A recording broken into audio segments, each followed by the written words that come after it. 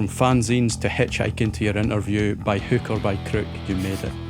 You graduate, had a really good degree show, and your first design job was at one of the most prestigious names in the industry, Pentagram. So, I mean, to jump straight from uni and this kind of backstory of DIY punk scene and all this into this type of agency, that must have been some experience. Like, how did it feel walking through on your first day? Yeah, from punk to Pentagram. It was...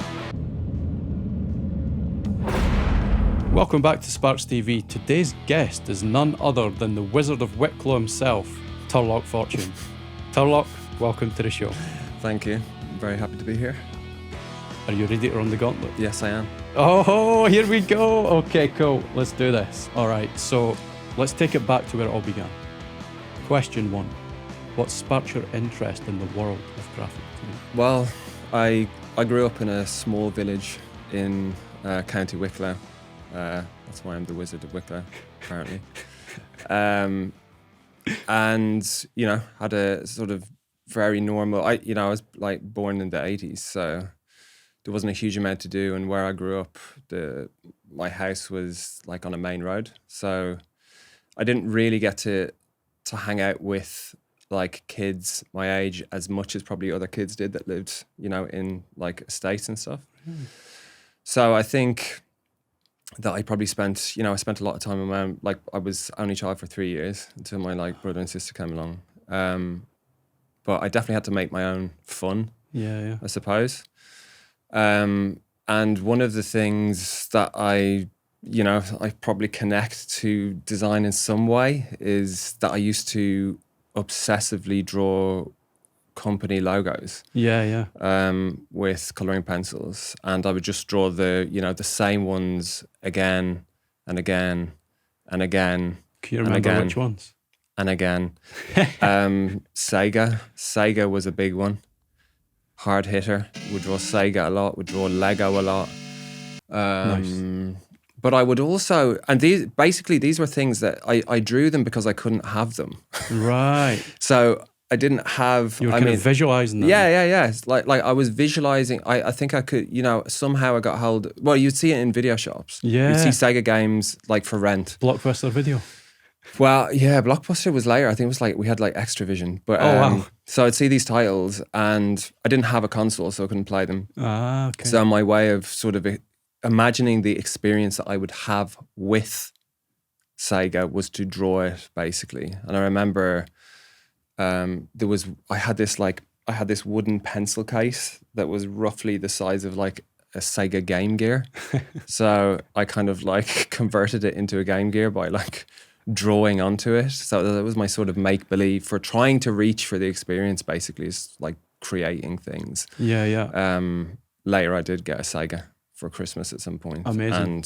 And, so yeah, that sort of thing was, I suppose you could associate it with visual design, because for some reason I was fixated in drawing that a lot more than trying to draw the console or draw the games themselves. Yeah. I don't know, that might be sort of normal. But, Yeah. So, mate, Sega, iconic logo, right? And I used to love drawing as well, like back in the day. Like I used to actually draw Sonic the Hedgehog as well. Yeah, I draw Sonic. Yeah. So absolutely good times, right? So those early years of drawing and sketching, were there any other influences that sort of came later on as you kind of like grew up and stuff? I got into skateboarding in like mid-90s. Nice. And I think I had a copy of Thrasher before I had a board. And Thrasher was, okay, there you go. Again, before I actually had the real thing, I had like the visual side of what it was. So my experience of something was visual before it was like reality. And in the pages of Thrasher was like, I suppose then it was like particularly raw because, it was back in the 90s and there was a lot of it was all US based Thrasher. Yeah. So I'd be seeing all of this new stuff from the US. You would see, it was probably before I saw videos, skate videos. Right. But the visual content inside it was really raw. There was cut and paste. Very cut and paste. Everything was, obviously computers had come around and like plenty of the magazine was probably done on computer, but there was lots of small independent skate companies and bands and record labels, small DIY record labels that were putting their ads into Thrasher. And a lot of, they're the things that sort of stick out to me. So it's very raw, very DIY. The attitude was punk. Actually, the very first issue I got was like, I think it was like December 95, and that the cover was "What is Punk?" So that was the feature. Oh, wow. So this was already sort of coinciding with sort of like musical interest at the time. But for me, yeah, things would stick out. Like I remember like towards the back, there was lots of band like ads and record label ads. Yeah. So I think that had a visual influence for sure. You were drawn to the Thrasher magazine before you had the board. Like, that's crazy. And also you were drawn to the ads as well. That's like, it's quite an interesting connection there. And I guess like with the skate culture kind of world, like there's so many different kind of spin-off cultures and subgenres and stuff like that, especially the music, like you said. Was there any sort of like punk bands and stuff like that you were into at that time? At that time, well, I mean, I was still pretty young. I think like Green Day had like Dookie was out. Yeah. And I had heard that like, I suppose I heard that when it came out, when like, I remember like kids listening to it. Yeah. Like older kids and being like, going up and being like, what is that? And they're like, Green Day. But yeah, there was just something about it that like, I guess it just played into being bored. Yeah. In a village with not much else to do, still don't have a skateboard. So you're just sort of mucking about and going to friends' house when you can. So that appealed to me. Green Day was interesting. But Green Day also, you know, Green Day do have their roots in, you know, DIY punk. They come from like the Bay Area. Yeah. And that all started off with a very DIY scene, very interlinked with skateboarding and all of that stuff. So those sort of cultures come together, and then, you know, the artwork and those sort of things was appealing as well. So that would be like a starter in terms of music, I suppose, like the gateway. It's kind of gateway mad. Drug. It's kind of mad, like all those like sort of like American influences, a lot of like Americanized sort of stuff, like which was the same in Scotland as well. But it's kind of like, you know, you grow up in the kind of small town or like small city, and it's like Catholic, and it's like it's so different to like that world. But I guess it's like, again, tying back to that kind of visualization, and like you can't help but be kind of drawn to those sort of things when you're younger. Massively different. Like, I mean, when you like mention Catholic Ireland, like the going to a Catholic school was such I mean, it was like, for the most part, it was just probably just like being in a normal school, but you would also have trips to the church across the road. Yeah. Which really feels like a straitjacket when you're a child, you know? It's just, I mean, let's be honest, fucking weird. Was the religion stuff quite big in Ireland at that time for Absolutely. you? Yeah, like huge, yeah. Absolutely, yeah. Yeah. Massive. Yeah, because I actually went to like a Catholic school as well, but it was sort of like imposed, but not really as serious as such, but it was like you had to do it. Yeah, it was like that, yeah. Okay, cool. But going into a confession box, you know, Did you do that? Yeah. Oh, You would have wow. to do it, I think, like probably maybe once every couple of months.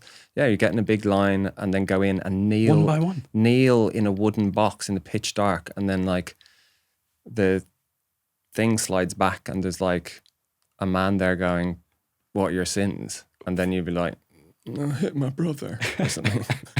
Mate, that's well ominous. Yeah, confession. Jeez, I never actually ever had to do that. That's pretty intense, isn't it? So naturally you want to subvert, and things like thrasher, skateboarding, and, you know, punk are natural sort of things that you reach for, I think. Yeah. At least for me. So mate, like Thrasher magazine, Green Day was your kind of Kickstarter. Like, were you any good at skating? I was okay after a while. I probably skated for like 8 years, I think. Wow. 8 or 9 years, and then got into other things. Yeah. But yeah, like I wouldn't say I was amazing, but I was able to, I'd probably land a 360 flip. Really? The odd time, yeah. That's amazing. I tried it like once or twice and stacked it, and I was like, nah, I'm not doing this again. I wouldn't do it now. I'd be terrified now of just like hurting myself. Yeah, my knees would never, oh God. So that was the kind of early days, right? So where did that kind of take you next on your journey? Like, kind of like, did you start kind of being in bands and like kind of touring around and stuff like that? Yeah. The band stuff started like at the end of that. And yeah, my sort of like punk music taste matured, got less into sort of like mainstream stuff. started to kind of reject that and be like get into more DIY bands, things that felt more homemade, I suppose. Right. It's a massive DIY punk scene that obviously still exists. Yeah. So that stuff really interested me. And along with that DIY ethic and mindset comes doing your own magazines, creating your own scenes in your village, creating your own bands and so on. So we went to Europe in like probably like early 2000s because someone had some contacts. You telephoned these places and they were all squats, really. So you're like, the telephone's ringing. I'm ringing from my parents' house and the telephone's ringing in like somewhere in like Holland or something in a squat, and it's like ringing and ringing and ringing and ringing, and then someone answers and you're like, oh hi, I got your number from something, and they're like, what? That's because there's like loads of people that live there. These places are very, very organized as well, so they're not like dilapidated. I mean, some of them are, but like they're like really set up proper places with functioning bars, and there's people live there. It's sort of communal sort of idea. It's all DIY run, volunteer run, and they do concerts. Were the gigs mental? Yeah, I mean, not particularly mental, but like I think so we went to Europe and like did a bunch of this stuff, and it made a massive impression on. It definitely made a massive impression on me. Yeah. In terms of what excited me was that you could create things yourself from scratch. Yeah, and that was exciting because, it gives you a sense of autonomy, I suppose. When we came back, it was like, I want to do this. Ourselves. Can we somehow create a little scene in our village, which we did do. So we started doing gigs. Did you design the posters? I had to, yeah. Like, I mean, I realized that I was like, oh, this thing's in like 2 weeks and we haven't got a poster. So it was natural that I was like, genuinely thought, oh, I'll just do it. Yeah, right. So I made this thing with like cutting out bits of magazines, putting it together. Can you remember any posters from that time? I think the very first one was just like words cut and pasted. It looked like a fucking ransom note. And then there was other ones. One that comes to mind is like, there was a like Mickey Mouse. I found Mickey Mouse. So I would go through charity shops to try and find like magazines and books and stuff and cut stuff out of those. Mickey Mouse with like on fire with like fangs or horns or something. Mate, that sounds wild. That sounds absolutely. Yeah. I need to see this. Do you still have it? I'll try and locate it. Yeah. Oh wow. So if I find it, it's probably like on screen now. Oh mate, I would love to flash it up if we could find it. That would be awesome. And if not, I'd be absolutely gutted. Okay. No, do you know what? It's such a menacing image, but it's like playful as well. It's just like I'm trying to imagine this gig. It's like taking me there. It's like I just love that kind of raw cut and paste, and just like going to like charity shops and just like ripping it up and pasting it together. It was definitely a style. Like I wouldn't claim that like I'm thinking like, well, I didn't have a computer, I didn't have a typewriter, so you naturally do that. But it's a style. Yeah. I would see that get the influence from Thrasher, seeing people's fanzines. Fanzines a massive part of punk. So genuinely before everyone, like computers obviously available for a long time, but like just didn't have access to them to use them for that. Yeah. So see, around that time as well, like was there any other kind of like artists or designers or like books that you can remember that you can like you felt quite influenced by as well? Like fanzines or... There was, in terms of fanzines, there was one called Comet Bus that was like a massive influence on me. Yeah.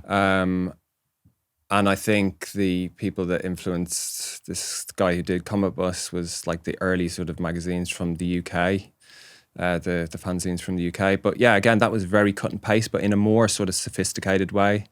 I think there was like Andy Warhol influences in that sort of work, but it was a bit more, it was more graphic. Yeah. Again, it was cut and paste. Again, it was photocopied. And I really tried to emulate that actually. Became more into getting the letter set and putting out letters, finding ways to like trace outlines of letters. So you would just have outline type, using the photocopier in different ways to like, you could inverse, like flip the colors around and stuff. Everything was black and white that I did, but yeah, that really influenced me to begin doing my own fanzine, and I did a lot of that actually after that. Yeah. And do you know, that was the kind of start of your design journey, so to speak, kind of organically, kind of gravitating towards it, ripping things up, putting it down. And just on that, actually, did you have any like family members that were also in the kind of creative space as well, or? Yeah. Like, I mean, I didn't have like, my mom wasn't like an inventor or anything. It was like, my mom was like very musical. So in terms of creativity, music's creative, definitely encouraged to do music. Yeah. And my dad was like a lecturer in industrial design in a university in Dublin. So like industrial design it's a kind of old term. I don't know if it's really used that much now, but it's like, and my next, I go to think of product design, but everyone thinks of product design as digital product design. But the design of physical objects. So I was aware of like, you know, I was aware that a door handle could be a designed object that someone had thought about, how it looks, how it's used, how it feels, and so on. And yeah, so I was sort of aware of objects as being designed. So, and I definitely aware that having design influence as a child is like a privilege, really. And not everyone has that. Yeah. But I thought at the time it was kind of weird, to be honest, because I was just like, oh, what is this? You know, when you're younger, you're sort of just embarrassed of things. But I remember in school, I remember this one day, and for some reason I brought a plastic cup to school. Everyone had to bring a cup. And this kid that was in the school who was always like really snotty or drooling or something. There's always one. There's always one. And he somehow got hold of my plastic cup and like drank from it. And I was like, I'm never drinking from that cup again. And I realized years later, I was like, what? That cup is like designed. It's like Massimo Vignelli, like cup from the 70s. Oh my God. And I was like, oh wow. My God. So the like snotty cup that I never wanted to touch again was actually sort of a masterpiece of design. Yeah. Unbelievable. Oh mate, that's crazy. So I'm just thinking, right, you've got all these really kind of rich arts and culture influences, like your mum with music, your dad with product design, you're getting into Thrasher magazine, skate and all that. You're actually testing out, you're actually designing. But did you even know what graphic design was? Like, did you even know that was actually a career path at that time? No. Or was it just organic sort of thing? Yeah. No, I definitely didn't. And I think this is like really common for like graphic designers to go, I didn't even know it was a profession. True, yeah. Well, like, I mean, you're not born knowing that graphic design is a profession. There has to be a point where you realize that it is, right? Yeah. When did I realize? I don't know, really. I think we did the band for a long time, and then the drummer was like, look, I've had enough of this. I've had enough of like driving around smelly squats. And he's like, I'm going to go to what in Ireland you call the university college. He's like, I'm going to college. Yeah. And I was like, okay. But I think by that point I was like, I had found out I was doing a lot of posters. I was doing fanzines. I could see people who were going to university and doing graphic design. So I was like, I lived with someone that was doing it actually, who was a graphic designer. Okay. So I knew it was a thing, and I was like, I somehow had the brains to actually go, I need to do something because it just sort of clicked at that point. Yeah. Like, now it's time to move. So at that time, were you still in Ireland or had you moved to London? No, I was still in Ireland. So I realized that, I need to do something. And I tried to get into universities, but all I had was like posters and fanzines. Yeah. And in Ireland, it doesn't matter if you're doing fine art, whether you're doing graphic design, product design, whatever, at least at the time, everyone was just doing this blanket like entry course. What do you call them? Those course. Yeah, a general course to get into university. With like life drawing and stuff like that. Got it. Yeah. So, so I had to go and do that, and you're doing painting, and the teacher's like, oh, be looser, Turlough. And I'm like, no, I want to be graphic. Like, that's the way I'm going. So cool. I just kept on pushing back, and eventually gave up. And my portfolio ended up with, loads of random shit in it. Like eclectic vibes. Typography toast, which I hear is common actually. Typography toast. Yeah. And various other things, and loads of fanzine stuff as well. Oh, wow. Yeah. Mate, that's insane. I love this, right? So, okay, so at this point, all the early days, now it's time to shift gears and move to London. So, where did you study and how did that come about and how did it go? How did your interview go and stuff like that? How did that come about? I think, I don't want to name drop, but I was friends with the daughter of someone from U2 when I was in. Yeah, No way. she was very ambitious Right. in where she went to university, and I presume, so she was ambitious, and I was like, That's cool. there could be like pastures beyond Dublin.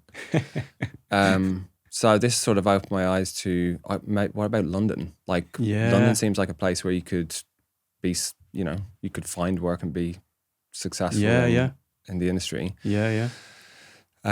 So I went to a couple of like open days. Right. I went to like Central St. Martin's, Ravensbourne, probably London College of Printing, I think it was called then. Yeah. And Ravensbourne just really stood out to me. Right. It was very sort of, pushing modern. I think I just liked what I saw actually in terms of like typography and stuff that was shown on the screen. I don't know how like closely I was listening. Yeah. But I went over with my like huge, portfolio case, big giant thing, leather with a handle. And I had all of my gear in it. And I was like on the train. Kent was where Ravensbourne was at the time. What happened the night before your interview? What happened the night before? I King's stayed. Cross. Yeah, I got drunk with a tramp and slept in a hostel. Could be worse. I've slept with a tramp and drank in a hostel. But the next day on the train down, I was just like exhausted basically. So it's an awful mix. Scorching hot. Summer. Yeah, it was really hot. I fell asleep on the train and missed my stop by quite a few stops actually. Oh God. So just like got off the train in like random Kent Middle of somewhere, nowhere. and I was like, train went away and there was just like a motorway, I think, and 20 minutes till the interview. So I had to hitchhike to the interview. So I went with the case to the whatever A road it was, and somebody picked me up and got me to the interview just in time. And they thought my portfolio they actually thought it was quite weird, but someone there was like gunning for me for some reason. They were like, I got in, so. Mate, I love that. Like, to be honest, the fact that they thought your folly was weird, I love that. The weirder the better, especially in those days, right? Because you're going to stand out more. If everyone else has got like life drawing and the kind of cookie cutter, so to speak, approach, you're going to stand out. And at that time, the weirder the better. From fanzines to hitchhiking to your interview, by hook or by crook, you made it. You graduate, had a really good degree show, and your first design job was at one of the most prestigious names in the industry, Pentagram. So, I mean, to jump straight from uni and this kind of backstory of DIY punk scene and all this into this type of agency, that must have been some experience. Like, how did it feel walking through on your first day? Yeah, from punk to Pentagram. It was, I mean, like, first of all, like a dream come true to work there. Because before I even come to London, I knew who Pentagram were. So, they became a sort of the ambition, something that I never thought I would actually do, to be honest. So, it was a bit mind-blowing to actually, I mean, literally walk through the door. It was like, wow. I mean, this place feels grown up. Yeah. Whoa. Very sort of, they've got a massive legacy that I was absolutely aware of. I knew that the standards were probably extremely high. Yeah. They are. Yeah. I had some experience interning. When I came to London in 2009, every like break between uni, I would go and intern. So I had like a number of experiences, and so I understood a bit of studio etiquette already. Yeah. Some good, some really not nice. That actually, looking back, feels so old school. Like that sort of behavior probably wouldn't be that common now. Yeah. But so walking into Pentagram, crazy, dream come true, but also obviously a huge amount of pressure. So that kind of the weight and the aura and the legacy, did you feel kind of out your comfort zone, or was it like, do you know what, I'm just right up for this, or was it a kind of a bit of both? It was a bit of both, actually. Yeah, like I definitely had massive imposter syndrome for sure, because you literally, you don't know what you're doing. But then there's two types of people. There's like, and it depends the way you grow up and the people Yeah. that you encounter and how you come out as an adult, I suppose. But one person could go in and just fucking blitz it, Yeah. walk around like they're the boss, and then someone else, could go in and be, a bit more careful. Yeah, a bit more cautious and Yeah. observant and stuff And I like think that. I was probably the latter, to be honest. So it is kind of, it must be so intense jumping. Like you had the internships, testing out these different places, but going there, there's more pressure, right? It's like sink or swim. Yeah. And when you feel like imposter syndrome, it can feel like the kind of loneliest place in the world. Sometimes when you're surrounded by everyone, but you're like, oh God, this is tough. Like, did you kind of have support with that? Or like, was there any kind of like senior figures that kind of like helped guide you in those early days as well? Yeah. Well, the way the Pentagram's set up in a fairly unique way in that they're I don't know if they're classed as a large agency, but they're a few hundred people, I think. Yeah. But the way it operates is that they're an independent company, but each there's a bunch of partners who all share responsibility in the company, and each one has their own team, which is quite small. So it's kind of like siloed entities within the big umbrella of Pentagram sort of thing. Yeah, Okay. and they can all borrow and share skills with each other. Nice. But you have the sort of experience of working in a small studio with the clout and reach of a bigger agency. Yeah. And I guess the benefit of that is that you do feel more like a little family team. Yeah. My boss, Harry Pierce, he's the partner. Yeah. Very gentle, kind, generous man. Nice. Very quite softly spoken. I had seen a talk with him before I worked there, and I was just like, I want to work for this guy. And as it happened, the opportunity was actually with him.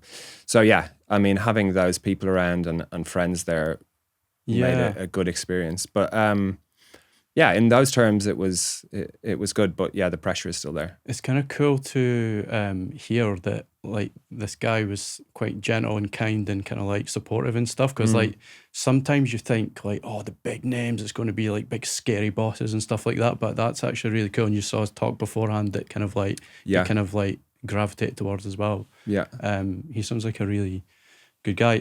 So kind of thinking about some early projects that you worked on, like what kind of projects did you work on?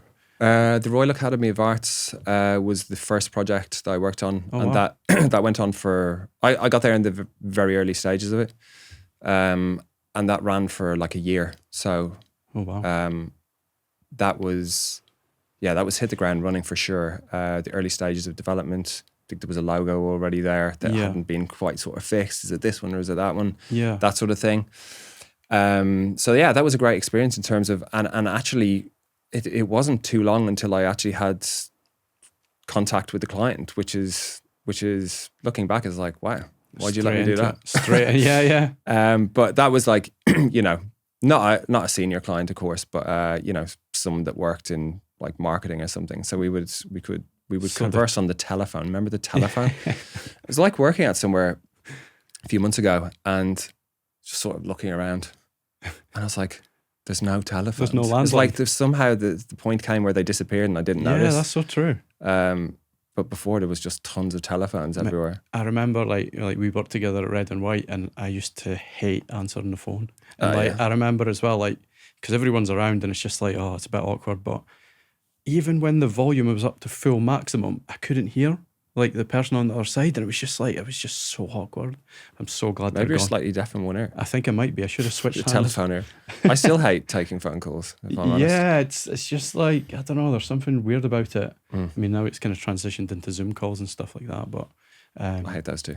Yeah, fair. No, it's all about like, the kind of human contact nowadays is very diminished now, isn't it? Since COVID, like, and I think that's really where you can actually connect with your client and kind of like those little nuances within real conversation. Yeah. You pick up on body language and stuff like that. Absolutely. It's totally different.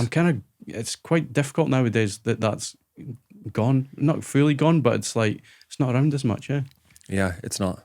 Yeah, well, I think like we had we've been working long enough to have experienced both. Yeah. I was looking at the RA work on your website in preparation for the podcast, and I often still see it on the kind of underground as well, like the big posters, and it's still like, first of all, it stood the test of time, and Yeah. like that big sort of masthead anchored in the top left corner, it really does still cut through in that really busy environment where everyone's kind of running around in the tube, Yeah. like, yeah, mate, that's such a cool project. Like, is there anything else that you would kind of like to share on that project? Well, firstly, I definitely cannot take credit for that particular part. I think that's, I was like a brand new junior. Yeah, yeah. But I think the breakthrough actually on that, well, what they were trying to do first of all was that, it's completely self-funded. So all of their money is from donors, basically, who are giving money. And, those donors are getting older and their audience is getting older. So they were like, we need to attract the next generation of people to come to this place and potentially give money later on when they're in a better position to do so. So it was about re-energizing it, really. Yeah, yeah. Directing it more at a younger audience, waking it up a bit, really, but also having massive presence on the street. And I think one of the visual breakthroughs was that no one said, I'm going to the Royal Academy of Arts. No. Everyone said, I'm going to the RA. Yeah.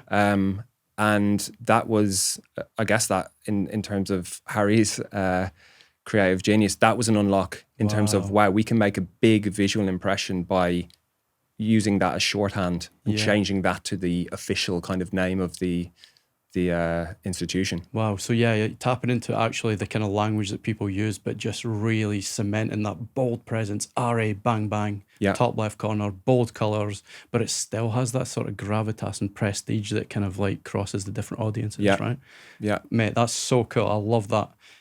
So Pentagram was your first job, and eventually all good things come to an end, right? So you had your first kind of year or so at Pentagram, and you move on, and you kind of, from there, it's like, wow, I've just had my first job, I'm out my comfort zone, and now I'm out my comfort zone again.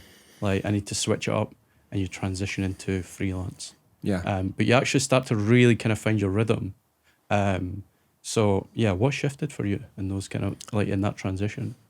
Well, after that, I think like right away I started visiting different studios. So what I would do would just draft up a big list and send things to people, cold email, I suppose. Yeah. And I think the fact that I'd worked at Pentagram like made people, some people answer that may not have. Yeah, a door opener. So I went and met a lot of people, presented my work, and some things. I think the first thing that came along was that hair design, that happened to be freelance. So I was like, freelance. You weren't too sure about it? No, I didn't. Like, I'd never even really considered it. Yeah, you know, it's not really what I wanted. Yeah, because it was the unknown, I suppose. Yeah. But I stayed there for about 3 months, and found that really interesting. They were doing Bacardi at the time, I think. So the redesign of Bacardi and various other things. And it was a really nice place. I enjoyed working there. Yeah. And I really just got the flavor for freelance then. I was like, do you know what? I can decide what to do next. And especially at the time, it was a never-ending stream of jobs. Yeah. Like, I worked for like probably over 10 years of just constant job to job to job to job. Yeah. It seems lately it's gotten a bit quieter. It does. Yeah. But what shifted for me, I guess, I started to get opportunities where I had more autonomy. Yeah. And I found that it was a surprising feeling that you're like, these are the points where you start to make better work. Yeah. And you're less sort of going, I need to, like, what do they want? It's almost like you're like design director or your creative director is like a client. Yeah. They're not, obviously. Yeah. But you need to get it past that sort of hurdle before you can get it to the next one. Yeah. And I think when you get a sense of autonomy and it just allows you to do better work, I think, more true work. You're not overthinking anything. You're doing the right thing. I think you're doing the natural thing. Do you think that that taps into your sort of like almost going back to your DIY roots, where it's like that autonomy and like, you know, you just feel more natural when you've got that ability to do it yourself, sort of thing? Yeah, I think so. Yeah, so that sort of thing stands out for me in terms of like a shift in how I felt Yeah. about myself as a designer, at least. And was there any other sort of agencies that stand out on your journey after hair design? One that the green space I worked with. Yeah, yeah. They were super small at the time. They were like really not many people Oh, wow. in Bethnal Green, and they've become like bigger, better. Was that a coincidence that they were based in Bethnal Green and called Green Space, or was that a happy accident, or was that? I actually thought they were like something to do with like sustainable design at the time. Yeah. But yeah, they're really good folks. They're really I've worked good. with them like a number of times over the year. I worked with them last year. Oh, wow. Yeah, they're wicked. Yeah, they're super cool. They've got a nice kind of diverse range of clients as well, right? Yeah. How was your time at Bob Design? Bob Design, that was great. Yeah, I probably did a year there, sort of in you know, if you connect up all the different bits of freelance. Bob Design is like a small studio run by a Swiss woman. Oh, nice. They were in Angel at the time, and they do lots of kind of experimental, Nice. fun projects. They've got a lot of European clients. That's right up your street. Yeah, it was really, felt really fresh actually. Less commercial. Yeah. Obviously still commercial, but not on the level of, you know, they're not corporate projects by any means. Yeah. A lot of print work, so books and things like that as well, but also identities as well. Yeah. And that was a very good, freeing experience. Yeah. Very nice place to work. Was there any sort of projects from that time that kind of stood out for you? Yeah, I worked at YCN. Oh, yeah. I don't know at what point this was, somewhere in that blur of like initial freelance. We did a job for the Scout Association, the UK Scout Association. Nice. And that was just to revive their print materials, their introduction materials. So you've got the Beavers, Cubs, Scouts, Explorers, and it runs in that direction from like age 6 to 8, I think, to like 16, 18, something like that. So the challenge was to create these different materials. So it was kind of trying to differentiate like those different like Scouts, Cubs, leaders, etc., but like also tie it back to the main brand. Is like it's still part of the same family sort of thing. Yeah, we were given some leeway in terms of we were allowed to break away from the master brand identity, because I think it was being whispered that was going to be evolved in the near future. So we were given creative license to think of this set of materials as independent of that. Okay. So yeah, the challenge was really to differentiate by age group. Right. So we did that through, we did illustration. We used illustration across the entire range of materials. So we would have like illustrations that suit kids right down at the Beavers level. We would do the same with the typography as well. So the typography would evolve from something that was like, we would use the same typeface across the entire range, but at the beginning it's a bubbly round way. Yeah. By the time you get up to like 16 to 18-year-old, it's more thin and refined. So we did that with color, with illustration and typography. That was our pitch basically. So there's those kind of connecting threads, but kind of like there's a bit of differentiation, illustration, all that stuff. Awesome. Ready to rock? Yeah. What is in this stuff, by the way? It's like kombucha, isn't it? It's all natural. Okay. It's like gut-friendly sort of gut-friendly soda, so it's not got any of the nasties. A category that didn't exist. There you go. Now everyone needs it. Also, then, how good is the name, by the way? Like the balance of three letters. Hip hop. And then hip hop is cool, and it's all about pop soda and stuff like. And oh mate, how did they come up with that? How did no one come up with it first? Hip hop. I think you could make a mistake. You could say, well, it's called hip hop or something. Yeah, exactly. It's that sort of play, yeah. Hip hop. Yeah. All right, cool. It's tasty. Yeah, man. It's great. Low calorie as well. Win-win-win. Win-win. All right, so shifting gears, I'm absolutely buzzing for this section, mate. Like, so we're going to bring it now towards the kind of current day. And what sort of things are inspiring you at the moment? I have been thinking a lot about business itself. Because I think, we spend a huge amount of our own time helping other businesses differentiate from each other. In branding. And that's great. I love that challenge. I love how it's strategic, how it's creative, and it's a challenge, and just a challenge is fun. But more and more I've been thinking about, wouldn't it be fun to actually, create your own business and forge a way to stand out in a particular market.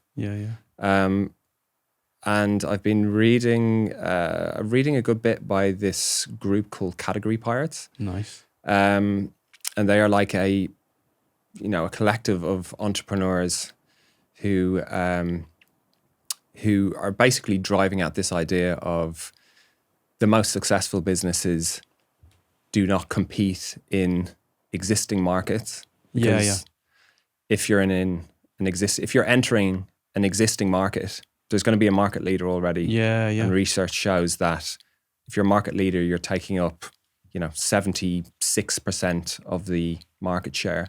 So everyone else who enters that category to compete are fighting over the other, 26% or whatever. So it's so hard to like really penetrate and kind of get that market claim or breakthrough when you're kind of like there's a big juggernaut ahead of you already that's just like sweeping it already exists. So it becomes more and more saturated, and you're fighting over a smaller portion. So what Category Pirates' whole thing is, they practice category design, which is, I gotta say, it's very, they absolutely have the track record with their businesses to prove it, but what they're going after is basically, clear space, creating new categories. So that could be creating a brand new category, like the way, Netflix carved out a new behavior of watching stuff on demand.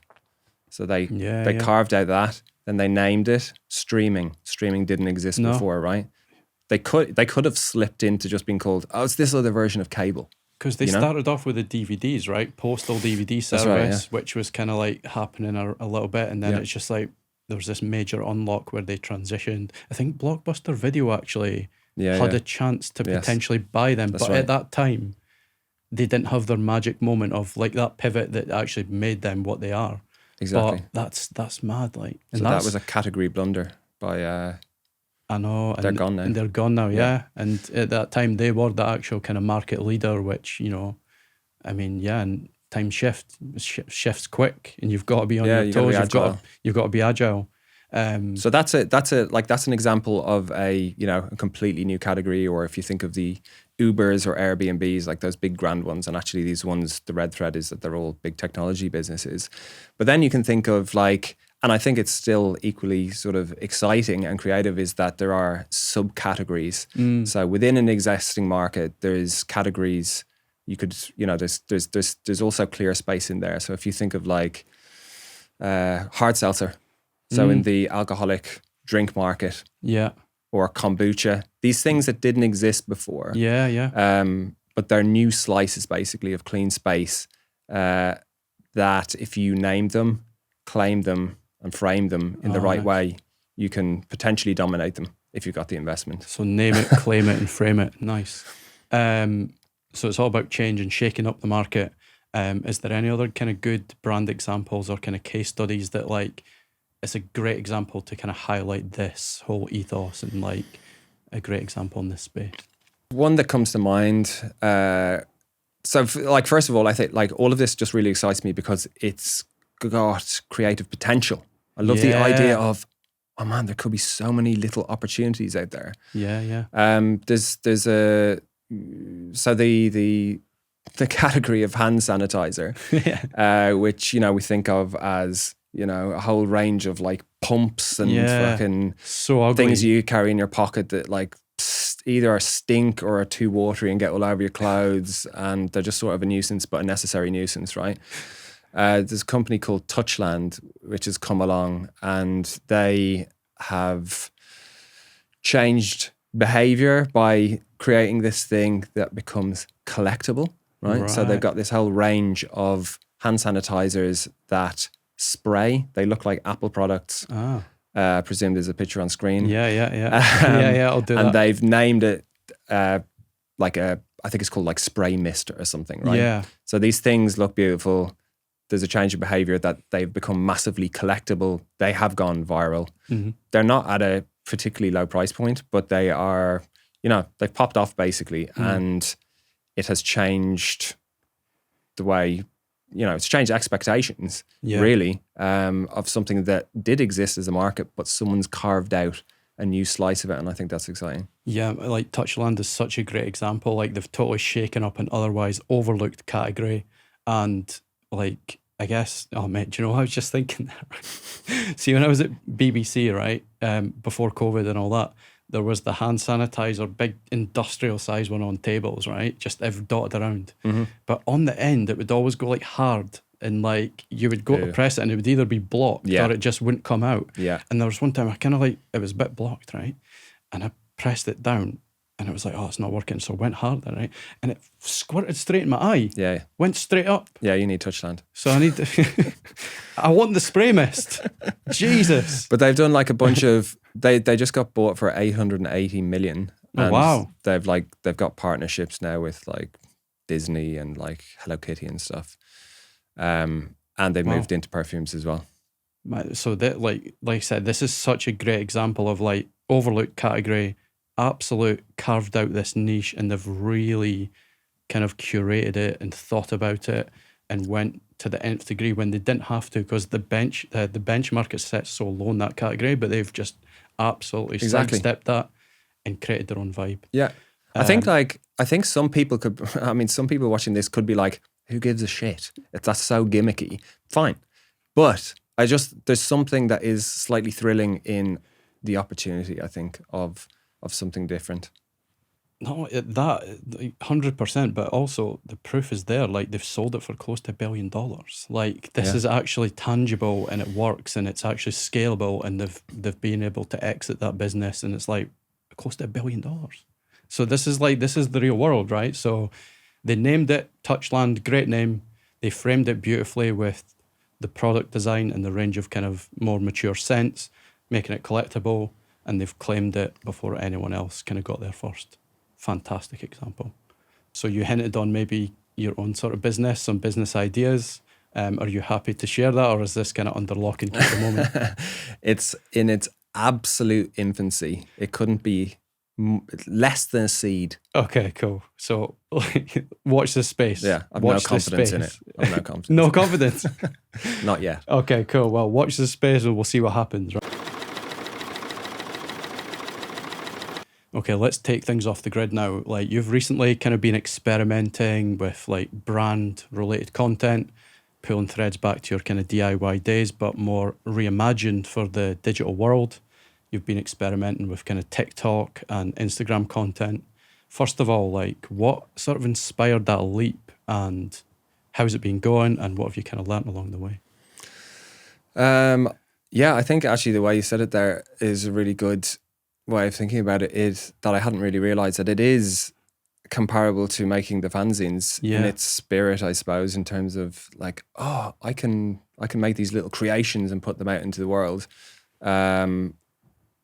And know that someone will get them on the other side, and I think like what inspired me to do it, was that the question? Yeah. I think what inspired me to do it was I always have like, I pick up little observations of things, or I will start building like a half-baked like perspective on something in my head, but they didn't really have anywhere to go. I think I may have had them in like a notes. Like I was just taking them down in notes, and I wanted a place to sort of set them free, but I also wanted to express myself. Yeah. Verbally. Have that outlet, Yeah. I think there's something that's actually good, at least for me, there's something good for me to actually voice things. Yeah. And it helps me form those perspectives more when I sit down and think about them properly, get them in an order, and get them out, really. 100%, man. I can't agree more. Like you kind of feel it on a deeper level when you actually process it that way, I feel. Yeah. And like, I love what you said there about like the observations, because like I've watched like all your kind of content and stuff, and like what I love about them most is like they are like almost like observational comedy sort of sketches, but it's all based around like brand design. So you're making it fun, but you're also like within that you've got a lot of like really rich ideas. But I love the fact it's kind of off the beaten trail a little bit, and you're kind of like, but then you bring it into like the real world, which is super cool. You know, when you see a photo of how you used to dress or how you used to style your hair from the past, it's always a relief to realize that you had the good foresight to evolve over time, regardless of what anyone said along the way. Recently, under the cover of night, Google slightly evolved their logo from this to this. Now picture this. Warning, this episode contains concepts of a juvenile nature. Aloe, the yoga apparel brand. How on earth did none of the decision makers at Aloe notice what this logo looks like? 10 foot, 10 foot, 10 foot, 10 foot, 10 foot. Graffiti 10 foot and why brand naming is important. This is a blind spot that many business founders have that makes me want to scream. Branding is often misunderstood. You know, The 10-foot one, was that the first one you did that like absolutely popped off, or was there a few other ones you did before? I think I can't remember whether that I think I began doing them, and before I did them I was starting to stack up a few to sort of see how I felt. It may have been one of the first ones actually. Was that before publishing them? Did you have them on your phone, or did you Yeah, I did a few. I made a few of them on like CapCut, and then I had them sitting there. But the 10-foot one, yeah, the 10-foot one was 10 foot is like a notorious London graffiti writer. Yeah, I've seen his tag around, like. Yeah. And I would look at it and I would see it all the time. And it just occurred to me that I was like, I think one of the reasons that this guy is standing out is because of the word itself. Yeah. And a lot of the time, you know, people say the graffiti are the ones that get noticed are because it's everywhere and it's very repetitive. Yeah. But I think there's a lot to do with the actual name itself. So I took that as a way of segueing into saying that, you know, naming your brand in a way that cuts through is actually massively important. Yeah. That can really elevate your success in terms of getting noticed. Do you know what I love about his name as well? Like, I think you've said this in your clip, is like, it's actually a little mini story packed into 6 letters or 6 characters. But what I also really like about it is it's got numbers in it as well. I think having I don't see many tagger names with like actual numbers in it, and it sort of sticks in your mind. Yeah. And it kind of made me think of like, you know, that studio, it's like F37. It used to be Face 37. And it was like, that was what kind of when we graduated and stuff, Face 37. And I always remember that name. And now it's F37, the Type Foundry and stuff, which is super cool. But I just love how like, brand naming is crucial.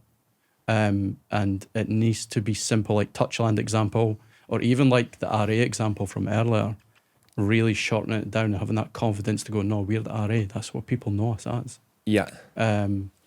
So yeah, sorry, I went on a bit of a tangent back to the early thread there, but yeah, man, like, so what else have you kind of learnt since posting? Because like when I first did, I think we started kind of experimenting sort of independently at this similar time, and then we met up and did some graffiti, and we ended up, it just came up, and you were like, oh, I've been doing this, and I was like, oh mate, I'm actually starting to do stuff on YouTube as well, and we were kind of joking about it, and I told you like the very first time I did like a selfie recording, I was cracking up laughing. I couldn't stop laughing. It was just so awkward. That's an interesting reaction. How was it for you? I definitely didn't laugh anyway. I think that would be a better reaction, because then it gets you into a sort of like a giddy mood, and it more loosens your face. I don't know. Yeah. But like, it's a weird thing. It's definitely a weird thing, because like I think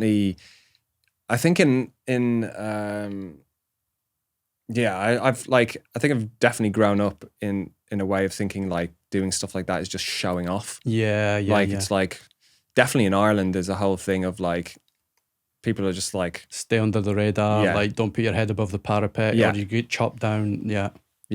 So there was definitely probably an innate like conflict in terms of that, but just you gotta get over that and just like do it, because after I did get over it was fun. I enjoy doing it, and it takes a lot. It does take a good deal of time, so it's very difficult to stay consistent. It's so hard. Like, and I suppose as well, like I guess the way you're coming up with content is very like observational. So you can be out on a run and you'll just notice an ad, and then you're like, bang, I'm going to latch onto that, and just something's going to kind of pop off of that. or it might be more kind of curated thoughts. But again, just tying it back, you've now got this kind of channel and outlet to kind of go, do you know what, this, and that's what I love. I was going to say, this is what I love. You're actually putting out your own opinion. I think a lot of designers, maybe over time, maybe it kind of gets beaten out of them a little bit, but they lose their voice and they lose their ability to actually express their own opinions. And it's like, do you know what, this is what I think. This is what I think about the Jaguar rebrand. This is what I think about the new Google sort of gradient symbol. And you're actually just putting it out there. I love that. Yeah, I think you're definitely right about you do tend to lose your voice in a way. Depends on your circumstances. It does. It depends on your circumstances. Like certainly as a freelancer, like some place you go to freelancer, you're leading projects, and talking to clients, and then some places you're like, can you help us with this? And you're sitting in the corner with no one to speak to. And yeah, stuff. I mean, there's the perils of growing older as a freelancer. Yeah. What's the next move sort of thing. But yeah, you can tend to not hear your own voice as much as you probably should, at your level, I suppose. Yeah, you're kind of brought in as that kind of gun for hire. It's like, okay, can you just like action this as seamlessly and efficiently as possible? And you just plug into that and it's okay, deliver it. Yeah. Which is great. Like sometimes like you do need that, and like you can't always be on sort of high creativity mode. Like, so like sometimes it's good to have those little kind of respite periods, but when it's too much, you kind of feel a bit lost. Yeah, definitely. I think it's good to hear the sound of your own voice. Yeah. If it's a helpful way of, processing, connecting with the world and connecting with yourself as well by, it's like, this is how I feel about something. This is what I think. Yeah. I want to say something about it. If that helps you, that's a good base thing, I think. And then after that, if people are going to like it or follow you, that is a bonus. I know it sounds a bit cliched, but like if you are not getting something personally out of it, and you're just doing it for like views, that's going to be it's a means to an end. It's going to be upsetting in the end, I would say. Yeah.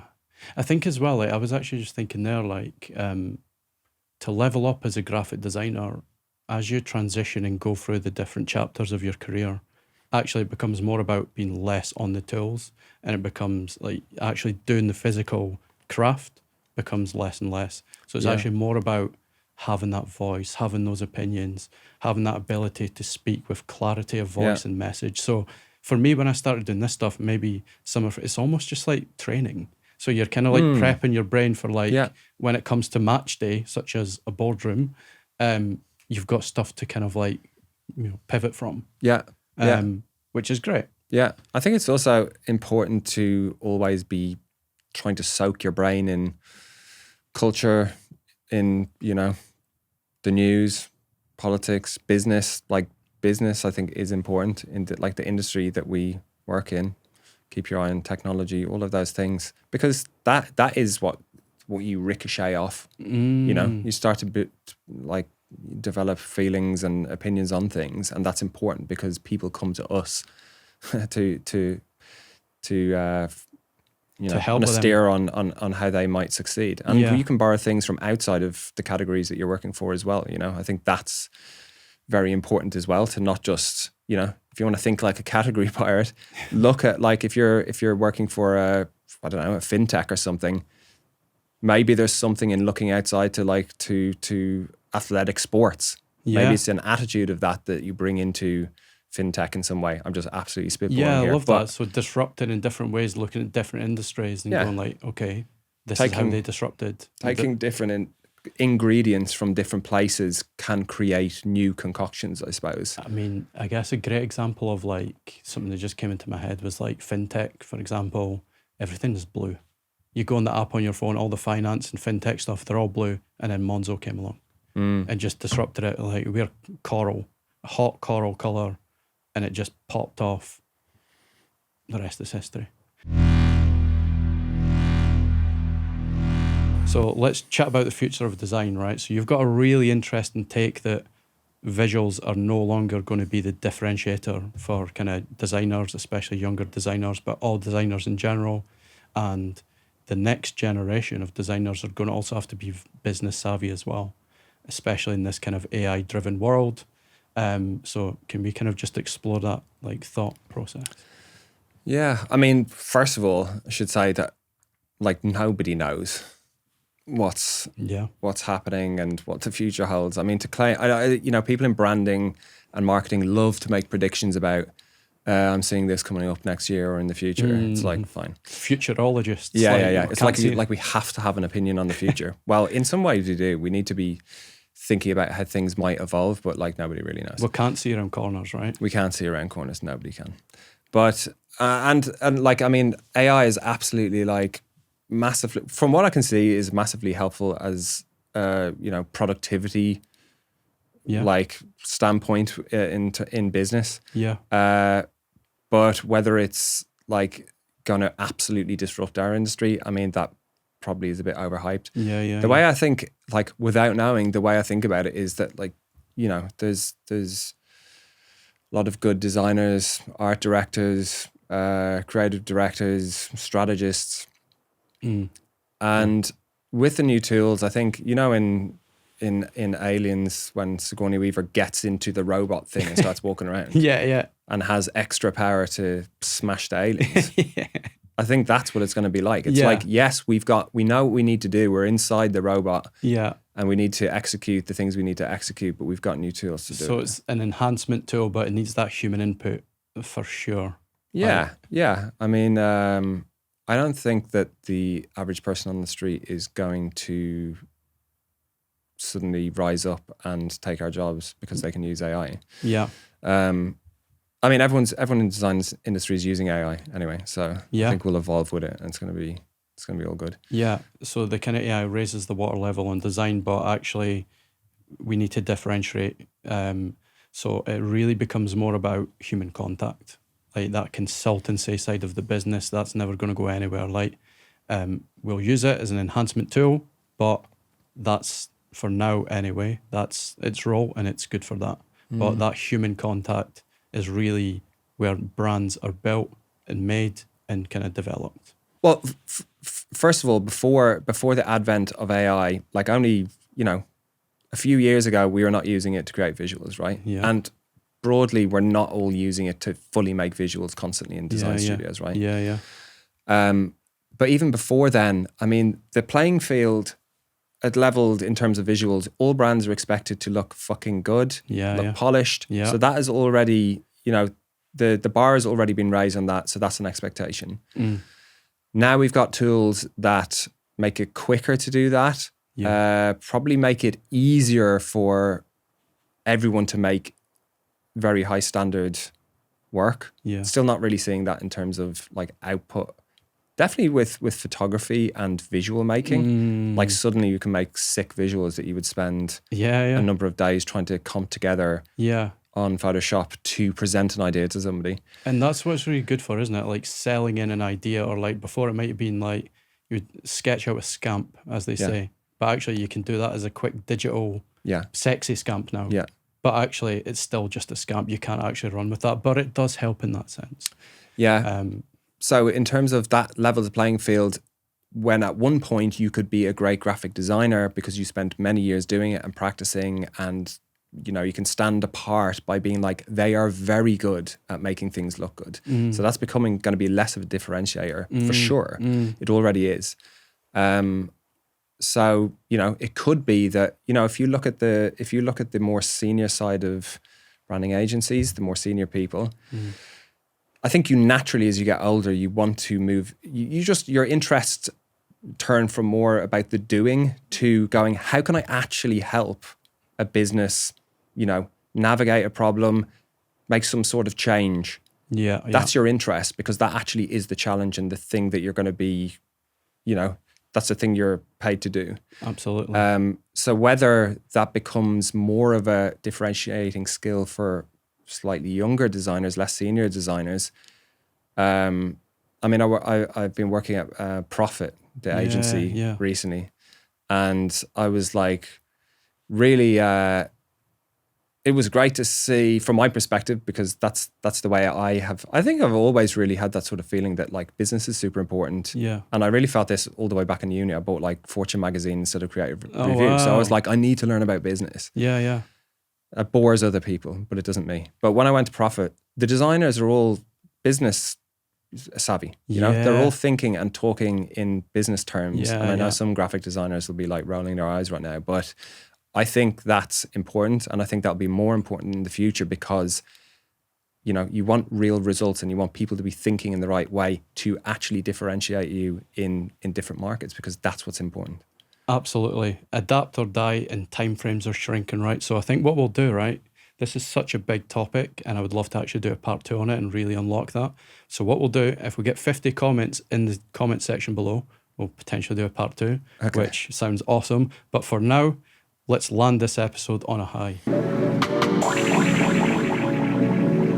Can you share a moment or a project that you look back on and it had that big impact moment, or a kind of career highlight that just like you look back on and you're just like, wow, great project? Yeah, I mean, for me, working on the BT project, so it was a rebrand for a big global telecommunications company called BT. And that was a project that came at a time when a really perfect timing for me, because I had like a number of years sort of under my belt of doing, you know, plenty of sort of cultural work and sort of softer projects, I suppose. There was plenty of commercial projects as well, but nothing super, super big. And I think something that I was very consciously craving was doing a big project for a client that didn't understand design, didn't understand the value of design, and would be difficult actually. And I don't know if that's some sort of like sadistic sort of thing, but I really wanted a challenge that was not going to be easy and would really bring my skill set up in terms of how do you get a big organization to make a change. And that's not an easy feat, right? That's a major challenge, and that's the big task at hand. So like that comes with like, this is no longer just about the visuals.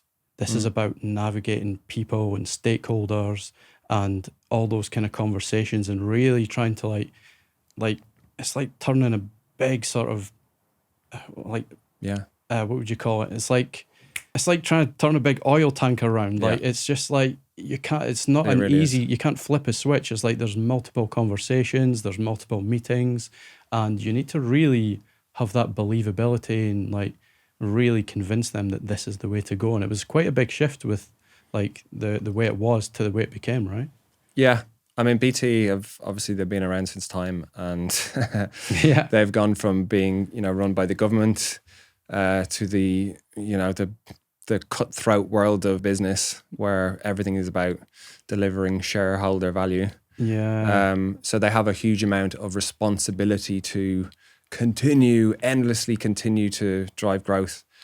And, you know, the outcome is, for many businesses of that size, they tend to go off in all sorts of different directions to, you know, grow profits. So they try lots of different things. So by this point, and for a very long time, they've been, you know, they're a huge lumbering organization. They're involved in all sorts of different things. They're all broadly within technology. There's so many different siloed companies under the big umbrella, right? Yeah, exactly. And they were all doing all different crazy things like all at the same time, right? So it was lost. Yeah, well, that's can be the outcome, that, you know, there's all these different departments that are responsible for different things, and when things rarely change, these people that run different departments don't want change, and they want to protect their part of the business. Yeah. And you call these silos, and the outcome is that you know, that's the sort of result that consumers or businesses that work with them, that's the result that they get. So if it's messy inside, it can be messy outside. Yeah. But BT have themselves run the gauntlet many times in terms of, you know, the thing with technology is that it evolves a lot as well. Rapidly, yeah. Yeah. And so do, you know, people's perceptions and needs across time. So they had run the gauntlet in terms of change and evolving their visual identity many times across the years for various reasons.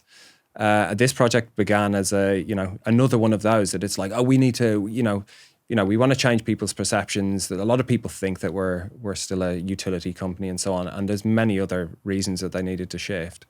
But it started as a logo project. We need to have a new logo to signal some sort of change. So it all began in that way. People didn't recognize what the logo was. People couldn't remember what it was, which is a pretty bad sign in terms of there's no equity in at least your visual. And I think like that BT beach ball was a bit of a monstrosity, wasn't it? Like when we look back at it, like it was of that time, and there's other kind of brands at that time doing similar things, but multicolors, gradients, like even the cost of like technically printing it across all different nightmare. Yeah. Just like little things like that can actually cost you like thousands, if not millions. So really distilling it down into, let's compact the globe into the kind of key line, single colour, more premium, more credible, and more of the time. Yeah. I think there is cost savings to be made by having a one colour logo for sure. Hard to prove. But the thing with the way it was at the time was that there was two different logos from two different times that had been crashed together. Oh yeah. So there was like something that existed from the times of the Piper logo. The BT Cellnet legend. Yeah. That still exists on phone boxes around the country.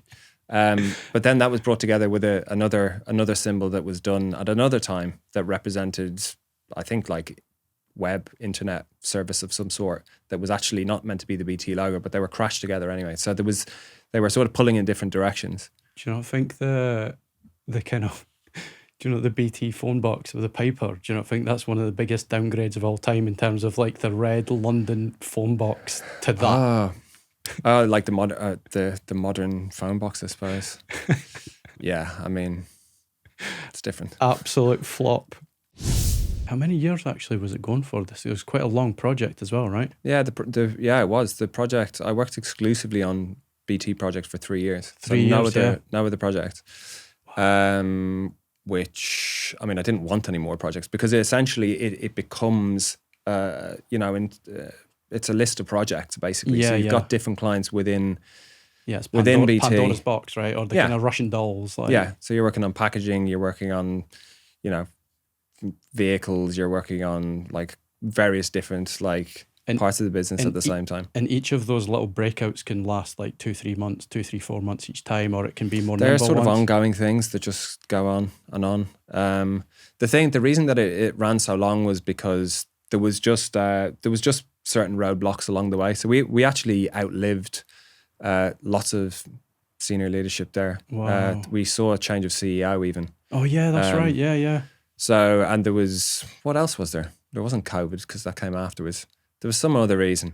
Yeah. There was some other reason that showed up in the papers that it was not a good time to launch. So the launch of the rebrand was really it was postponed. Yeah, that's right. Yeah. Which is very disappointing, at the time, because you think you're almost at the finish line and then it gets postponed. And there's continual work to do with them, which was, I mean, it was good that we kept the client and continued to work with them. All the way along the way. Do you know what? I think it's an amazing result, and I think like it feels true to the brand that's kept that kind of equity and legacy and that kind of prestige, but it feels more relevant to the current day. And see, like, to be honest, like, see when I'm down by kind of Warren Street and you look up at the BT Tower and stuff like that, and you see it spinning round like all across like the London skyline from different kind of points and stuff. It is an amazing thing. Like, it's pretty cool to see. Like, when you're down there, do you look up and see it and just go like I definitely do. Yeah, I definitely do. It makes me. It's a symbol of that whole time of doing it and a big learning experience. One thing that comes to mind in terms of like the outcome itself is, I probably started the project thinking that they were just like a consumer facing brand that just does broadband, mobile. At the time, BT Sport, and all of those other consumer-facing things. But actually, I think something like 70-something% of the business is like global services, where they're like, providing networks and cybersecurity and stuff for companies, governments even. So there's a huge amount of it that isn't the consumer side. And one of the challenges was, how do you make a mark that can sit predominantly in this global business that is about providing those things to businesses, but then also having the same mark show up on, baby cams and much softer things that are like associated with the consumer. Yeah. And I think the result is something that's very simple, that doesn't try and express itself in, it's not trying to suggest that it's broadband. It's not trying to suggest that it's networks. It's not trying to suggest that it's security. So something that's very, very neutral. And I think initially there was like, any of these like big brand refreshes is going to be criticism on the internet because nobody likes change. No. Or maybe they do like change because they it's always that sort of almost fake PR headline of like, oh, X amount of million for this. Yeah. Like, but actually it's not just that, is it? It's like the whole thing. I think it's amazing. Yeah, it's consulting time and everybody's time that just goes on and on and on and on and on. And like you're saying, that organisational, behavioural change, all of that, fantastic. So we're going to end on a quick lightning round. It's just quick, impulsive answers. Don't overthink it. So, strategy or design? Strategy. TikTok or Instagram? TikTok. Any current bands that we should be checking out? Fuck. Straight from the top of the dome. I can't think of any. What am I listening to right now? Oh no, I can't even say, it's too cringe.